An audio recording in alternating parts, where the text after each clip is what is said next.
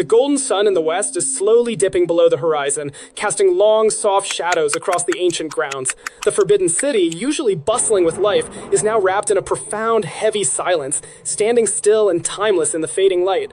I sit here quietly, gently strumming the strings of my beloved earth lute, letting the notes drift into the air as I begin singing that deeply moving, soulful ballad that speaks to the heart of all who listen. Ho ho ye lulaya, molly molly hong, I. Oh yeah, just keep it going, yo. Guo Degang got into trouble, all because of these few lyrics.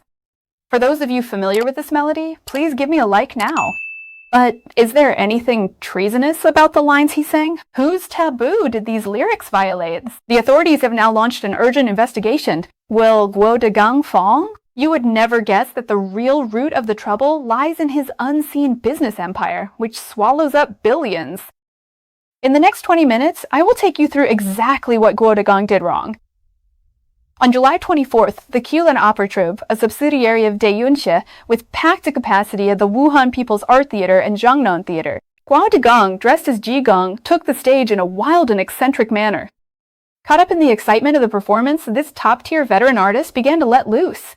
Borrowing the melody of I Play My Beloved Tu Pipa by Old Hong, he improvised a version of Quiet on Weishan Lake, changing it to Quiet in the Forbidden City. He then added a few mocking lines to create comedic effect. On stage, this is called ZHWO, grabbing material on the spot and adding improv bits, which is a signature skill of traditional performers. Some in the audience laughed, but once the video hit the internet, that laughter was quickly drowned out by outrage. Netizens accused him of distorting red classics and vulgarizing them, even going so far as to file real-name reports with the Wuhan Municipal Bureau of Culture and Tourism. On August 11th, the authorities issued a statement and officially launched an investigation. According to mainland media reports, the official stance is that the performance itself had all the necessary paperwork and was legally permitted. The problem, however, is that the segment Guo Degang improvised on stage was never included in the material submitted for prior approval. This constitutes an unauthorized addition or modification to the performance content, which is a violation, hence the need for an investigation. The investigation is targeting the organizers and promoters of the event. As for Guo Degang himself, he has not yet made any public response. Daiyunxie and Qilan Opera Troupe have also remained completely silent, simply and quietly removing this segment of lyrics from subsequent tour performances and taking down all related promotional materials. So what exactly was the problem with these few lines of Guo Degang's lyrics? Why did it cause such a huge uproar? Actually, many people hadn't really understood the nuances behind this. First, let's talk about the historical context of the original song itself. Strumming My Beloved Earth Pipa is an interlude from the 1956 film Railway Gorillas. On both artistic and political levels, this interlude holds two very special identities. First, in 2019, it was selected as one of the 100 excellent songs for the celebration of the 70th anniversary of the founding of the Communist Party of China by the Publicity Department of the CTC Central Committee. Therefore, this song possesses the attribute of being a so-called sacred and inviolable red classic. Second, in the memories of generations of mainlanders, this is a universally known symbolic work that carries specific historical emotions. What kind of historical emotions? Friends, close your eyes and imagine this scene. During the War of Resistance, by the shores of Weishan Lake in southern Shandong, the night had settled in, and there wasn't a sound on the lake. A group of guerrillas lean against the bow of their boat, picking up a folk pipe by the moonlight, and begin to play and sing softly. The first half of the melody is very gentle, singing of longing for their hometown and the hope for peaceful days. This is the romantic sentiment of this group of grassroots heroes. But as they sing, the rhythm suddenly picks up and the style of the music quickly shifts to something impassioned and heroic. The sun in the west is about to set, and then comes the train raiding, the fighting against the Japanese invaders, and that elusive so-called heroic spirit. This, of course, is the CCP's narrative. 1 second they are playing the lute under the moonlight, and the next they're charging on horseback. This is what makes this piece of music special in its composition. It uses the extreme tension between stillness and motion to create a contrast. And the core political metaphor of the whole song lies in this line: the sun in the west is about to set. Given the creative context of 1959 and the historical backdrop of the Railway Gorillas, this lyric carries an extremely explicit political message. The setting sun refers to the Japanese invaders, that rising sun flag. Well, the sun is about to set, which means their days are numbered, and victory in the war of resistance is certain. So what did Guedagang change? He only changed a few words, yet he completely subverted the metaphor of the entire song. And this change is extremely ingenious. Friends, listen as I continue. He changed on Weishan Lake to In the Forbidden City, taking a clay pipa that originally belonged to the reed marshes and bringing it into the deep palaces and courtyards of emperors. This change in setting immediately sparks an extremely subtle and biting irony. The most intuitive layer of this irony is a political metaphor for the sunset of power. We all know the Forbidden City is a symbol of imperial rule and supreme power, and it is also the historical site where the Ming and Qing dynasties reached their end. In the context of Chinese tradition, we all know that a setting sun or the sun going down is never just a simple description of scenery. It is specifically used to describe the state of a dynasty, a powerful figure, or a political force that is declining and nearing its end. And the nuance in this is quite subtle. In the definition of the original song, that sun about to set refers to the Japanese invaders, the hostile forces. But once you transplant this scene into the Forbidden City and pair it with that earlier line, the sun in the west is about to set, isn't it singing about that high and mighty authority on the golden throne who is silent because their time is running out?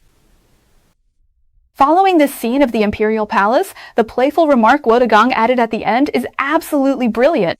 This is the most cunning part of this whole bit by Godegang.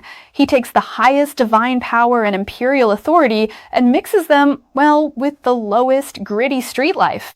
This part is a bit complex, so listen closely, friends. In traditional Chinese culture, reverence for heaven and belief in the divine are extremely solemn spiritual foundations.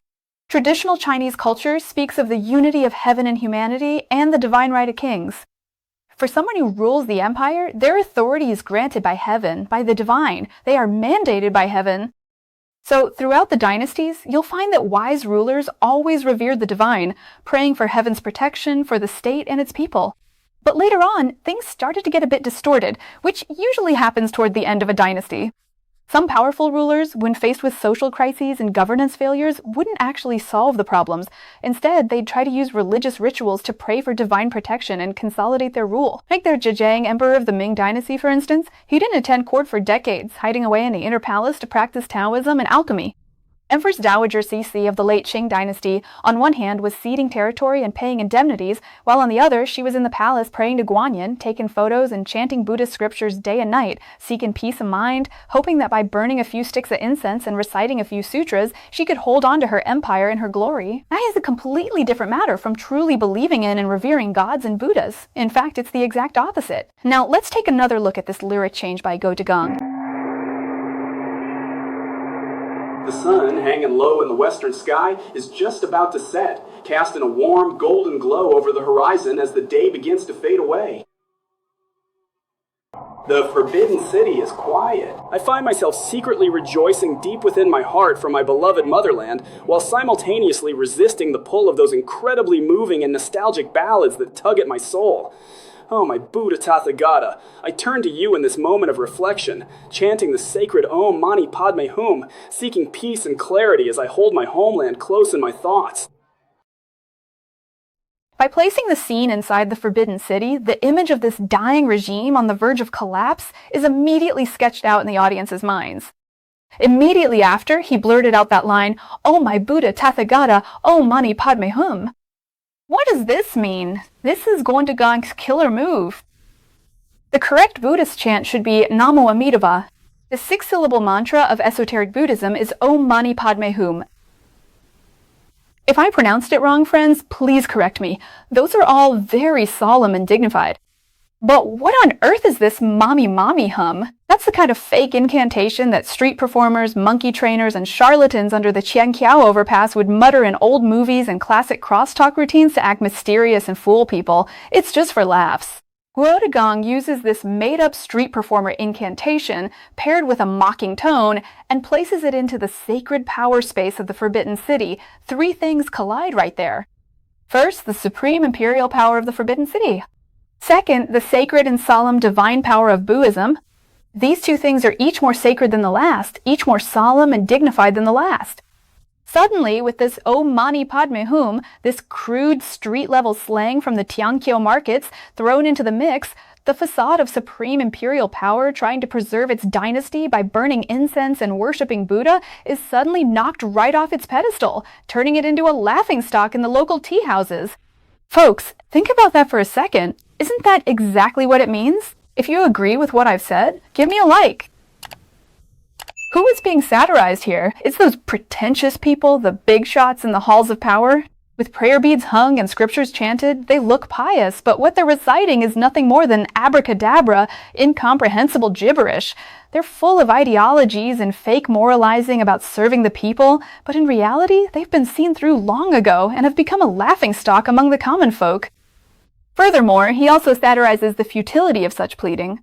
They could chant until their lips were worn thin inside the Forbidden City, thinking it would secure their reign forever, but hanging over their heads was still that ominous line, "The sun in the west is about to set." No matter how much they put on a show of praying to the gods, it couldn't stop the collapse of their power. All in all, Guo Degong uses a seemingly cynical, grassroots tone to depict a kind of dark humor within a setting that symbolizes supreme power, one where people play act at being spiritual and beg for blessings, all while remaining oblivious to the fact that the tide is already turned. And this kind of deconstruction and satire, when placed within the framework of traditional storytelling, is essentially the pointing at the mulberry tree to curse the locust tree technique that has been passed down through generations of performers. Traditional crosstalk and opera have always had this subtle tradition of using the past to satirize the present, or using deities to criticize officials, and Guo Degong happens to be playing the living Buddha Jigong. Who is Jigong anyway? Shoes are tattered, hat is tattered, the monk's robe on his back is tattered.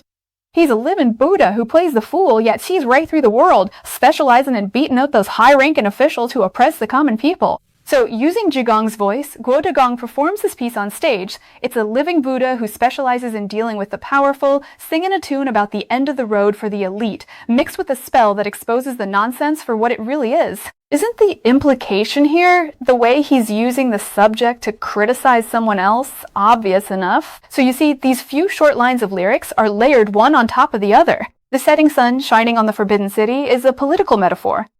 Chanting fake scriptures in the Deep Palace is the absurdity of the end of power.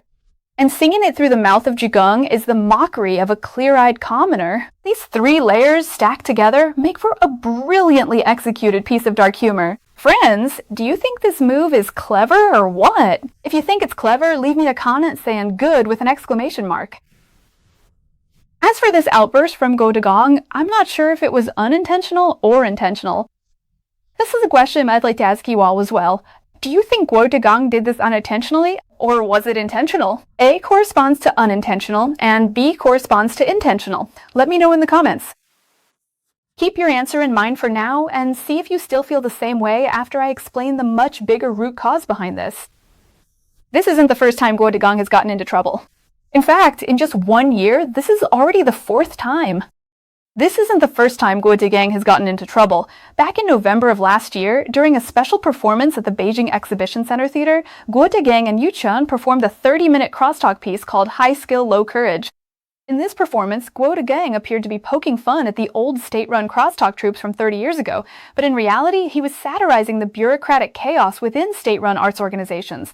This included his comments on lay people leading experts, the forced comfort performances driven by formalism just to meet quotas, and he even jokingly referred to the internal backstabbing and anonymous reporting as hosting an anonymous slander Grand Prix.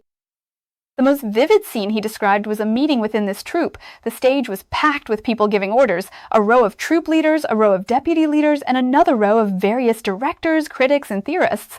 Meanwhile, the performers who actually made a living by their craft and performed on stage had the lowest status and were pushed to the very back. Getting into the swing of things, he even started playing with puns. Listen closely, friends. This was quite bold. He collectively referred to the administrative departments within the troupe, like the art division, performance division, and operations division, as the chulei, a pun meaning nuisance or pest in Chinese. The audience cracked up at the time, but as it turned out, he was reported later. The Exchun District Bureau of Culture and Tourism in Beijing responded quickly, stating that the performance was suspected of being vulgar and indecent. They summoned the organizers and the performers for a talk, demanding they rectify the situation and rewrite the script.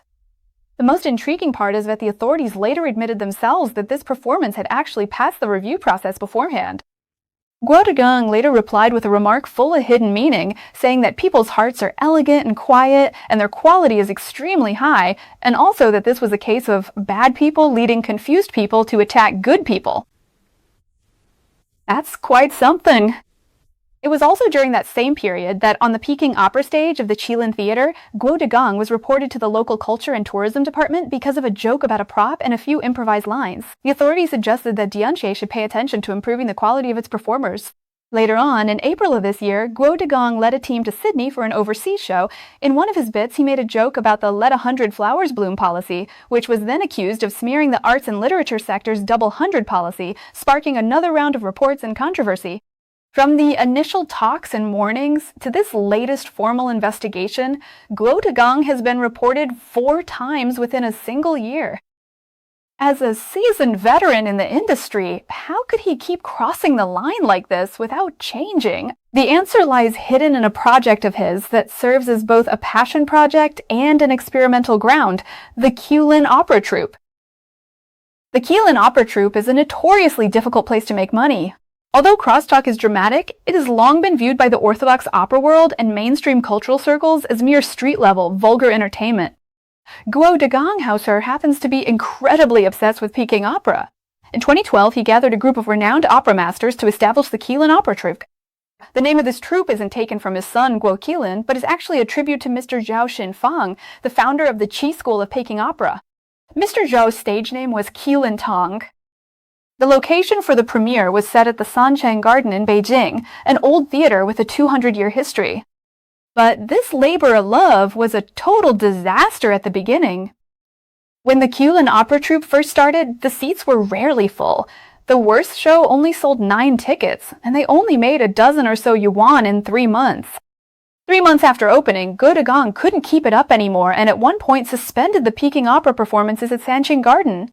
For the past few years, the Qilin Opera Troupe has basically been kept alive by the money earned from Dianxie's crosstalk business. So, how did Guo Degang manage to bring it back to life later on? He relied on the strategy he used for crosstalk, the fan economy, transplanting the methods used for traffic-driving idols like Zhang Yunlei and Qin Shaoshan into Peking opera. He got a bunch of young fans to come with their ticket stubs to check in and chase their idols, and that's how he propped up the traditional Peking opera box office. Eventually, the Qilin Opera Troupe became known as the first Peking opera troupe in the country that could make a profit just by selling tickets. But from the very day such a Peking opera troupe became truly profitable through ticket sales, it was destined to collide with a fateful disaster. Because the vitality of grassroots folk art lies in its wildness, its improvisation, its satire, its clowning around, and that down-to-earth, unconventional spirit. Making veiled criticisms and using the past to satirize the present are genes deeply embedded in the bones of this art form. In this recent performance, the Ji Gong character played by Guo Degang is by nature a living Buddha who is transcendent and otherworldly, yet feigns madness and stupidity, specifically targeting high-ranking officials and nobles. Having such a character, one who's detached from the mundane world and shatters hypocrisy, sing on stage about the end of power and about the absurdity of those in high places desperately grasping at straws when facing their doom.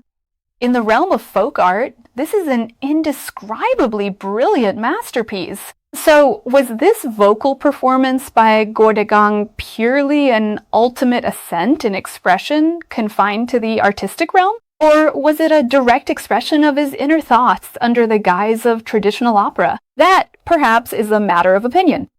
But the answer was already written in the knowing, uproarious laughter of the audience. I believe it's both.